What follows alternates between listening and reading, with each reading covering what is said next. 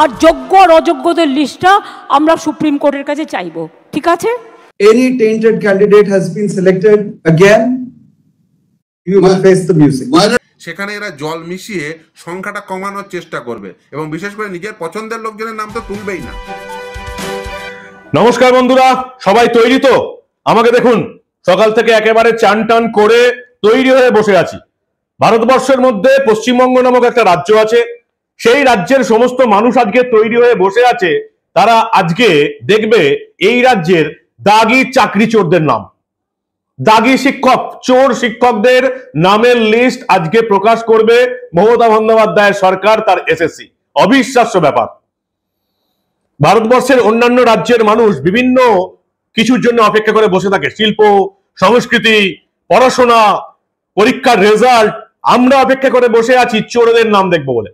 কারা দাগি শিক্ষক, কারা শুধুমাত্র টাকা দিয়ে চাকরি পেয়েছে, তৃণমূলের নেতা মন্ত্রীকে টাকা দিয়ে চাকরি পেয়েছে। অবিশ্বাস্য লাগে। একটা চোর অপদার্থ সরকার, যাদের একটা পাড়ার ক্লাব চালানোর যোগ্যতা নেই, যাদের টার্গেট হচ্ছে শুধু টাকা মারবো, চুরি করব, ডাকাতি করব, সেই রাজনৈতিক দলটা মমতা বন্দ্যোপাধ্যায়ের তৃণমূল কংগ্রেসকে আমি এবং আপনি এই রাজ্যে ভোট দিয়ে 15 বছর এই রাজ্যে রাজত্বে বসিয়ে রেখেছি।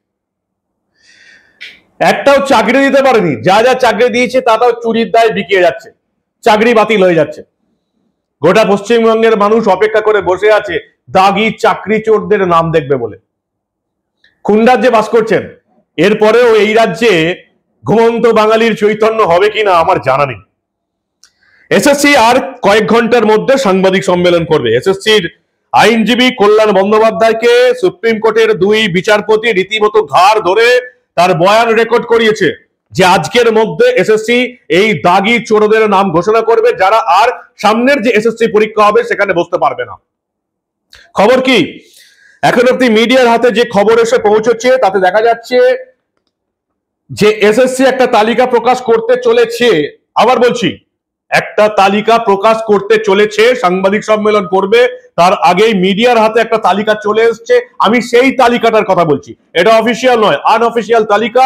এসএসসির তালিকা ফাঁস হয়ে গেছে। তাতে দেখা যাচ্ছে যে এসএসসি দাবি করছে দাগি শিক্ষকদের সংখ্যা হচ্ছে 1803, 1803 জন মাত্র দাগি শিক্ষক। অর্থাৎ এরা এত চুরি করেছে, এরা দাগি হয়ে গেছে।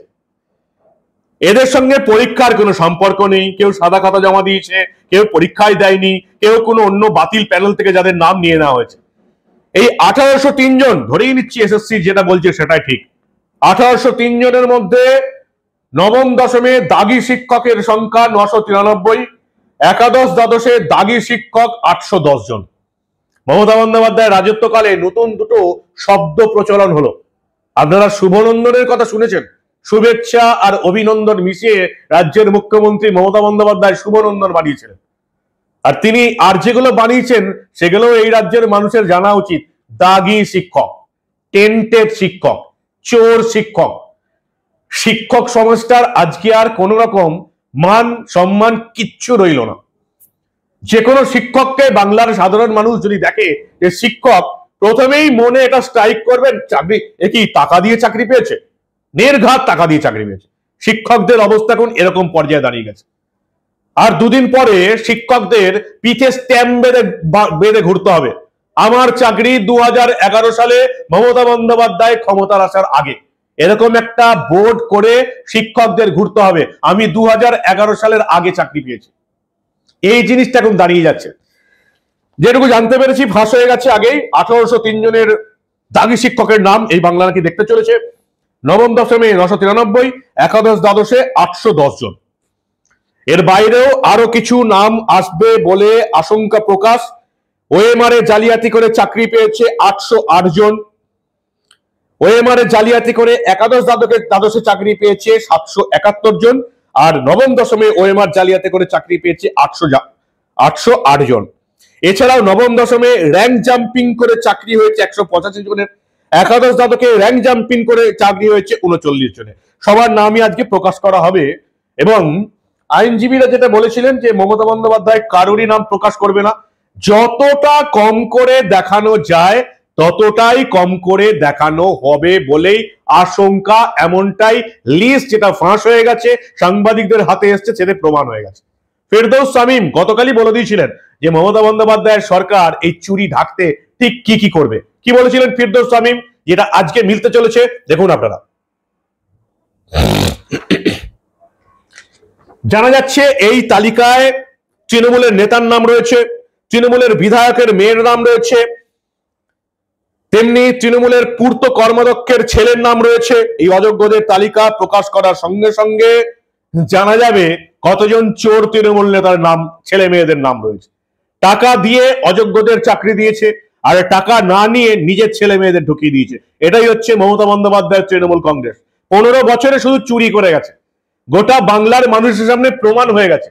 মমতা বন্দ্যোপাধ্যায় সরকার, সেই সরকারের এসএসসি আজকে দাগি চোর শিক্ষকদের নামের তালিকা প্রকাশ করতে বাধ্য হবে সুপ্রিম কোর্টের ধাতানিকে, এবং সেই চোরেরা তৃণমূলের নেতা কর্মীদের টাকা দিয়ে নিজেদের চাকরি বাগিয়েছে। ভাবুন অবস্থাটা, একবার ভালো করে ভাবুন যে এরপরেও এই বাংলার ছড়িয়ে থাকা 3 কোটি মহিলা ভোটারের মধ্যে 2.5 কোটি মহিলা ভোটার যারা লক্ষ্মীর ভান্ডার নিয়ে সন্তুষ্ট আছেন, তাদের চৈতন্য হবে কিনা। তাদের ছেলে মেয়েদের চাকরি চলে যাচ্ছে, মাসে 1000-1200 টাকায় তারা তৃণমূলকে ভোট দিচ্ছে, এদের চৈতন্য হবে কিনা সেটা এবার আমাদের ভাবতে হবে।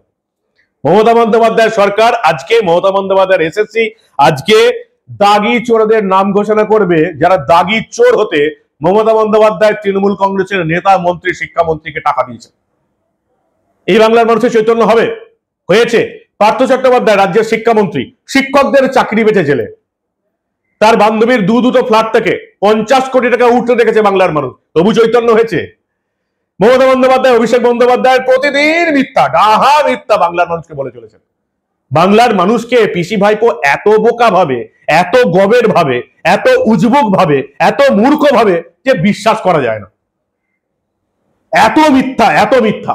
মমতা বন্দ্যোপাধ্যায় বলে বসলেন সুপ্রিম কোর্টের কাছ থেকে আমরা যোগ্য অযোগ্যদের তালিকা চাইব।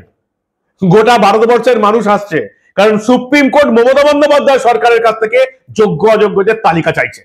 কল্যাণ বন্দ্যোপাধ্যায়কে ঘাড় ধরে তাকে হলফনামা দিয়ে তার বয়ান রেকর্ড করেছে সুপ্রিম কোর্টের 2 বিচারপতি। কল্যাণ বন্দ্যোপাধ্যায় বলতে বাধ্য হয়েছে শনিবারের মধ্যে যোগ্য অযোগ্যদের তালিকা, অযোগ্যদের নামের তালিকা আমরা বার করব। টেন্টের শিক্ষক, চোর শিক্ষকদের নামের তালিকা। তাদেরকে চোর বানিয়েছে কারা? তৃণমূল কংগ্রেসের নেতা, নেত্রী, মন্ত্রীরা।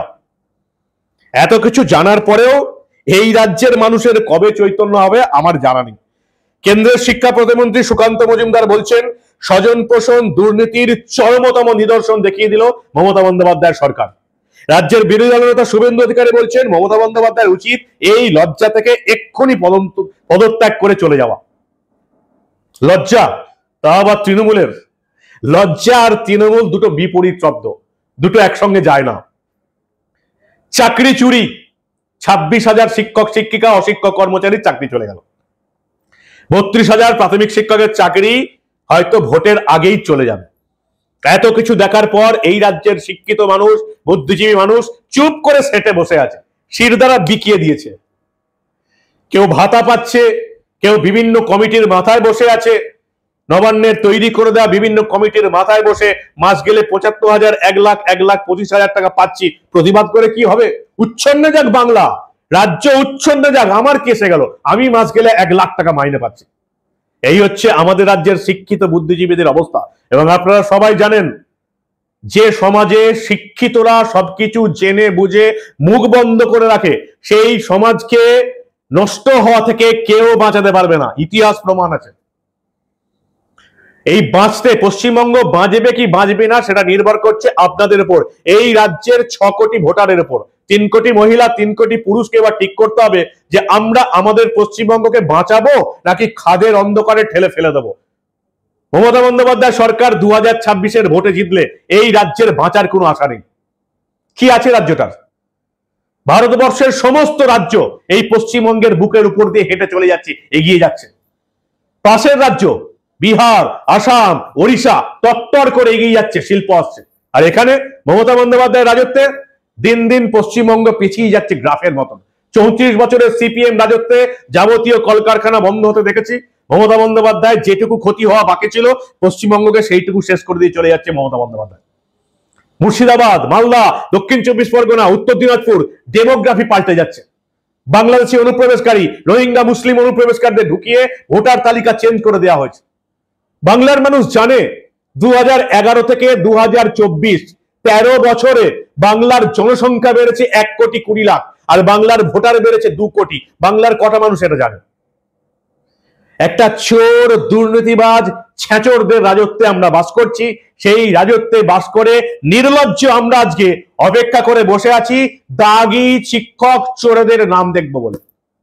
1803 জনের নাম আমরা নাকি দেখতে চলেছি, আগেই ফাঁস হয়ে গেছে এবং আর কতজনের নাম ফাঁস হবে সেটাই দেখার। আরো একটা জিনিস আজকে ফাঁস হবে বলে আমি আশা করছি, যেটা আমি গত 2 বছর ধরে বলে এসেছি। এই বাংলার কোনো মিডিয়া, কোনো বিখ্যাত সাংবাদিক যেটার উপর জোর দেয়নি। এসএসসির অনুমোদন ছাড়াও প্রায় 3000 মানুষের রিক্রুট হয়েছে, তাদেরকে অর্থ দপ্তর থেকে মাইনেও দিয়েছে। নিয়ম কি? এসএসসির অনুমোদন ছাড়া কোনো শিক্ষকের মাইনে অর্থ দপ্তর দেবে না। এসএসসির অনুমোদন, শিক্ষা দপ্তরের অনুমোদন, শিক্ষামন্ত্রী পার্থ চট্টোপাধ্যায়ের অনুমোদন ছাড়া, সই ছাড়া, এসএসসির সই ছাড়াও মমতা বন্দ্যোপাধ্যায় রাজ্যের চাকরি হয়েছে প্রায় 3000 জনের। 700 কোটি টাকা উঠেছে। রাজ্যের 1 নম্বর ব্যক্তি তখন ছিলেন মন্ত্রিসভার মমতা বন্দ্যোপাধ্যায়, 2 নম্বর ব্যক্তি পার্থ চট্টোপাধ্যায়। পার্থ চট্টোপাধ্যায়কে টপকে মমতা বন্দ্যোপাধ্যায় জানেন কি জানেন না সেটা উনি জানেন। এর মধ্য থেকে কেউ একজন, বিখ্যাত কোনো একজন 700 কোটি টাকা তুলে নিয়ে গেছে 3000 জনকে শিক্ষা দপ্তর রাজ্যের এসএসসির অনুমোদন ছাড়াই অর্থ দপ্তরের কনফিডেন্স নিয়ে চাকরি দিয়ে দিয়েছে। কে এই লোকটা? সবাই জানে, পশ্চিমবঙ্গের পাড়ায় পাড়ায় বাচ্চা ছেলেরা জানে। শুধু ইডি এবং সিবিআই অপেক্ষা করে বসে আছি এই লোকটাকে খুঁজে বার করতে। কে লোকটা এসএসসির অনুমোদন ছাড়া অর্থ দপ্তরের অনুমোদন নিয়ে শিক্ষকের চাকরি দিয়ে দিয়েছে? আশা করি এই নামের তালিকা আজকে এসএসসি আমাদেরকে দেখাবে। তবে আপনারা বুঝতে পারবেন 2 বছর ধরে যে লোকটা চিৎকার করে এলো সেই লোকটাই সঠিক ছিল। এই বাংলার কোনো মিডিয়া যেটা বলেনি, বিখ্যাত সাংবাদিকরা যেটা বলার সাহস রাখেনি। আর লাস্ট যেটা বলবো যে ইডি সিবিআই কবে এবার পিএমএলএতে, প্রিভেনশন অফ মানি লন্ডারিং অ্যাক্টে, এই রাজ্যে আঞ্চলিক তৃণমূলের সর্বভারতীয় সাধারণ সম্পাদক অভিষেক বন্দ্যোপাধ্যায়কে কবে গ্রেপ্তার করবে? আমাদের দেশের নিয়ম, মানি লন্ডারিং অ্যাক্টে যার কোম্পানির 1 টাকাও সম্পত্তি বাজেয়াপ্ত হবে তাকে গ্রেপ্তার করা হবে, বহুদিন জামিন পাবে না। অরবিন্দ কেজরিওয়াল মানি লন্ডারিং অ্যাক্টে গ্রেপ্তার হয়ে তিহার জেলে ছিল। হেমন্ত সোরেন ঝাড়খণ্ডের মুখ্যমন্ত্রী মানি লন্ডারিং কাণ্ডে গ্রেপ্তার হয়েছে, জেলে ছিল।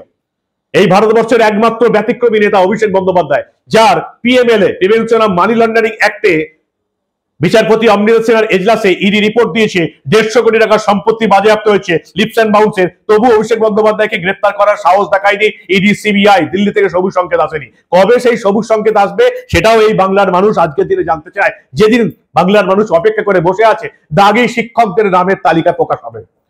বাংলার মানুষ দাগি শিক্ষকদের নাম দেখতে চায়, বাংলার মানুষ দাগি রাজনীতিবিদদের নাম দেখতে চায় জেলের মধ্যে। কি বলেন আপনারা?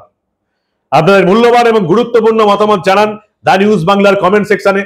সেই মহেন্দ্র ক্ষণের জন্য অপেক্ষা করে বসে আছি যখন এসএসসি সাংবাদিক সম্মেলন করে দাগি শিক্ষক, চোর শিক্ষকদের নামের তালিকা আপনাদের সামনে প্রকাশ করবে, সেটাও দেখাবো আমরা।